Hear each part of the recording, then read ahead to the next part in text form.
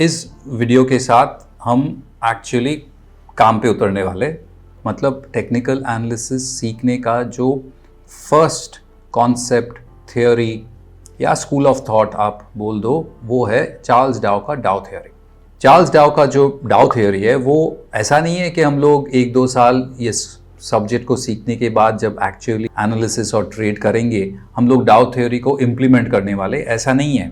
इसको समझना और इसको जानना ज़रूरी है। डाउ थ्योरी एक टेक्निकल एनालिस्ट के लिए, चार्ट्स के लिए एक फाउंडेशन के जैसा काम करता है। जैसे हम लोग जब ABCD सीखते हैं उसके बाद ही ना हम वर्ड्स कॉइन कर पाते हैं, सेंटेंसेस, पैराग्राफ और फिर स्टोरीज।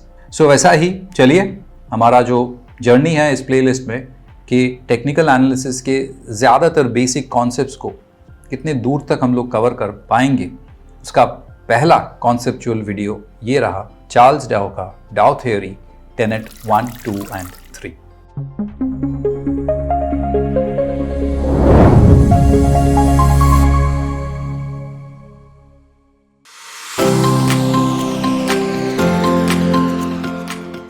डाउ थ्योरी ऑफ कोर्स चार्ल्स डाउ के नाम पे रखा गया है, लेकिन जितना मुझे पता है, जितना मैंने पढ़ा है, चार्ल्स डाउ जो कि वॉल स्ट्रीट जर्नल का फाउंडर एडिटर थे काफ़ी साल पहले, 120-125 साल पहले, उन्होंने कभी ऐसा क्लेम नहीं किया कि ये मेरा थ्योरी है डाउ थ्योरी। वो हर 2 हफ्ते में वॉल स्ट्रीट जर्नल को पब्लिश करते थे और तब के टाइम पे उन्होंने न्यूयॉर्क स्टॉक एक्सचेंज का जो स्टॉक्स ट्रेड होता था, उनके जो प्राइस फ्लक्चुएशंस हुआ करते थे, उनको वो ट्रैक करते थे, उस डेटा को मेंटेन करके उनका जो ऑब्जर्वेशंस था वो ऑब्जर्वेशंस वो उस वॉल स्ट्रीट जर्नल में पब्लिश करते थे। इतना मुझे पता है, मैंने पढ़ा है।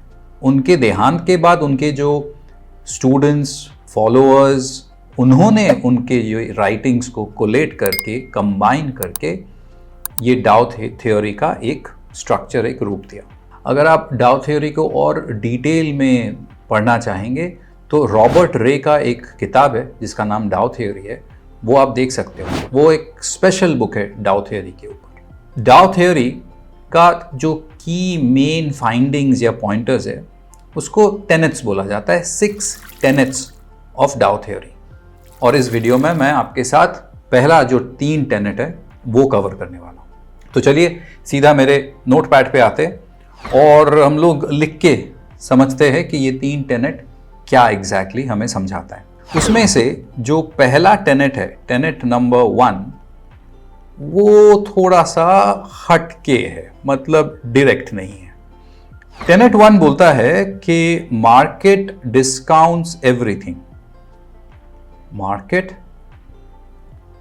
डिस्काउंट्स एवरीथिंग मतलब सिंपल भाषा में समझाने का कोशिश करो तो मार्केट को सब कुछ पता है, मार्केट ने सब कुछ डिस्काउंट करके बैठा है। अब इस 3 वर्ड के बाद मैं अपने साइड से कुछ ऐड करना चाहूंगा, वो ये है कि except the act of God. अब ये जो सेंटेंस रहा ना, market discounts everything except the acts of God, ये समझ में आया आपको? अब मैंने पहली बार जब ये पढ़ा था मार्केट डिस्काउंट्स एवरीथिंग 20 साल पहले, मुझे ऑनेस्टली समझ में नहीं आया था। और तब के टाइम पे YouTube में कोई इतनी आसानी से समझा दे वो भी अपॉर्चुनिटी नहीं था। तो मैंने तब पढ़ के आगे बढ़ गया, नेक्स्ट चैप्टर पे चला गया। और जब अपना नौकरी चालू किया, इस फील्ड में अपना काम चालू किया था एज अ टेक्निकल रिसर्चर, तब बाद में समझ में आया, ओ अच्छा अब समझ में आया वो मार्केट डिस्काउंट्स एवरीथिंग का मतलब क्या है। मैं आपको समझाने का कोशिश करता हूँ कि मार्केट डिस्काउंट्स एवरीथिंग का मतलब क्या है। मार्केट डिस्काउंट्स एवरीथिंग को अगर हम समझना चाहे तो ये बोल सकते हैं कि मार्केट स्मार्ट है और मार्केट फॉरवर्ड लुकिंग भी है। एक बेसिक एग्जांपल लेते हैं। सोचिए कि एक कार मैन्युफैक्चरिंग कंपनी एक नया कार लॉन्च करती है और वो कार देख के ही का जो लुक है, whatever the car is offering is a big hit, और आप जाते हो उसके स्टोर पे देखने के लिए और बुक करने के लिए, आपको अच्छा लगता है। आप बुक करने जब जाते हो आपको बोलता है 1 साल का वेटिंग है सर, 1 साल तक पूरा बुक्ड है। आपको क्या लगता है ये गाड़ी अगर 1 साल, आपके शहर में 1 साल का वेटिंग पीरियड है, 1 साल नहीं 6 महीने का अगर वेटिंग पीरियड है, तो मतलब this car is a super hit, मतलब इसके सेल्स बहुत अच्छे होने वाले। और इस कार मेकर का जो क्वार्टरली रिजल्ट आने वाला है, क्या उस क्वार्टरली रिजल्ट में ये इंप्रूवमेंट, ये पॉजिटिविटी, ये अर्निंग्स रिफ्लेक्ट होगा? ज़रूर होगा। और अगर होता है तो इसके शेयर प्राइस ऊपर जाना चाहिए, बिल्कुल जाना चाहिए। आपको क्या लगता है कि आप 3-6 महीना वेट करेंगे, या फिर आपको छोड़ो, मार्केट को क्या लगता है, क्या मार्केट 3-6-9 महीना वेट करेगा कि क्वार्टरली रिजल्ट आने दो तब नंबर देखेंगे, अभी तो प्री बुक्ड है तब नंबर अच्छा होगा, नंबर अच्छा हुआ तब मैं स्टॉक प्राइस को ऊपर लेके जाऊंगा? लोग तब तक वेट करेंगे अर्निंग्स का? या फिर अगर आप स्मार्ट हो और फॉरवर्ड लुकिंग हो, आप आज खरीदेंगे ये सोच के कि मैं जो देख रहा हूं, जो समझ रहा हूं, इसका इंपैक्ट तब होने वाला है और तब के लिए मैं वेट नहीं करूंगा, मैं एक्शन अब लूंगा। आपको याद होगा कि कोविड-19 के टाइम पे हेल्थ केयर और फार्मास्यूटिकल कंपनीज क्या भागे थे, और ऐसे ही काफ़ी सारे पॉइंटर्स है डे इन डे आउट। आप अगर थोड़ा सा स्मार्ट हो और फॉरवर्ड लुकिंग हो तो आप क्लियरली डिसीजन आज लेंगे, ना कि कल के लिए वेट करेंगे। So that makes the market a smart consciousness and a forward looking consciousness. मतलब वो आज डिसाइड करके आज एक्ट करता है, अंडरस्टैंडिंग कि ये तो परसों होने वाला है। From that point of view market discounts everything. Market पहले से ही सब कुछ पॉजिटिव हो या नेगेटिव हो उसको डिस्काउंट करके बैठ जाता है। 2005 जून में मैंने अपना करियर स्टार्ट किया था, और कुछ महीनों बाद मुझे याद है कि आईटी स्टॉक्स के रिजल्ट्स आ रहे थे और रिजल्ट्स बहुत बेहतरीन थे, और रिजल्ट्स के बाद वो बहुत भागे नहीं थे, देवे थोड़ा सा ऊपर जाके प्लेटो आउट होके थोड़ा सा करेक्ट ही हुआ था। लेकिन उन रिजल्ट्स के पहले वो बहुत भागे थे, और तब मुझे समझ में आया, अच्छा तो ये बात है, इसके कारण मुझे एग्जैक्टली कौन सा मंथ या स्टॉक याद नहीं है, but that was the first time मुझे टेनेट 1 का ये लाइन समझ में आया कि मार्केट डिस्काउंट्स एवरीथिंग। इसीलिए आप क्वार्टरली रिजल्ट के टाइम पे देखेंगे एक एक्सपेक्टेशन होता है, एस्टिमेट होता है कि मार्केट एक्सपेक्ट क्या कर रहा है, एस्टिमेट क्या कर रहा है, और बेस्ड ऑन दैट वो एक्चुअल नंबर क्या आया। So this is market discounts everything. अब मैंने थोड़ा सा एक्स्ट्रा ऐड भी किया है, except the acts of God. Except the acts of God मतलब अगर कहीं पे कोई भी नेचुरल कैलामिटी या डिजास्टर होता है जिसके कारण कोई एक एरिया अफेक्टेड होगा, और उस एरिया में अगर कोई इंडस्ट्री हो, किसी का फैक्ट्री हो, अगर वो अफेक्ट होता है तो वो बाजार को पहले से पता नहीं है। मतलब जो भी मैन मेड कॉन्सेप्ट्स है वो मोर और लेस बाजार पहले से डिस्काउंट कर लेता है।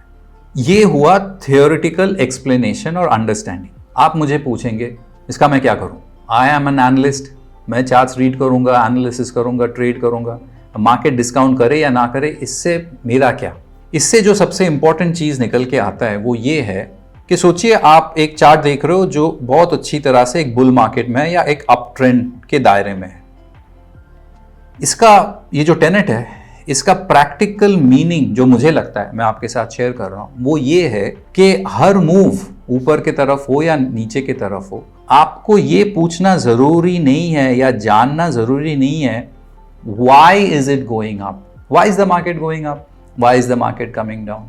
ये आपको जानने का जरूरत नहीं है, बिकॉज ऐसा हो सकता है और ऐसा ही है कि बाजार जो आज कर रहा है वो आज के कारण नहीं, वो परसों के कारण है। एक हफ्ते बाद, 2 हफ्ते बाद, 2 महीने बाद जो होने वाला है उसके लिए वो आज ये मूव दे रहे। आपको रोजाना जानने का ये जरूरत नहीं है कि मार्केट क्यों ऊपर गया, मार्केट क्यों नीचे आया, ये जो स्टॉक या सेक्टर ऊपर गया ये क्यों ऊपर गया। आप वो ना करके भाव पे या प्राइस पे फोकस कीजिए। That is the most important thing, that is the take away from tenet 1 का जो टेक अवे है, जो मैं अपने 20 साल की ट्रेनिंग में स्टूडेंट्स को यही बताते आता हूँ कि भाव पे फोकस करो, प्राइस पे फोकस करो, न्यूज़ पे नहीं।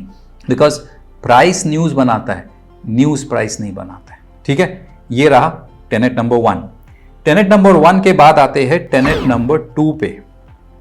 टेनेट नंबर 2 ये अपने को समझाता है कि what Charles Dow is trying to tell us कि हमेशा मार्केट 3 टाइम फ्रेम से गुजर रहा है, 3 टाइम फ्रेम पे नजर रखिएगा। मतलब अगर किसी भी एक सेक्टरल मूव या स्टॉक मूव का एक मेजर साइकिल होता है, main trend, long term bull market और बेयर मार्केट, जिसको हम लोग प्राइमरी ट्रेंड बोल सकते हैं, लॉन्ग टर्म प्राइमरी ट्रेंड।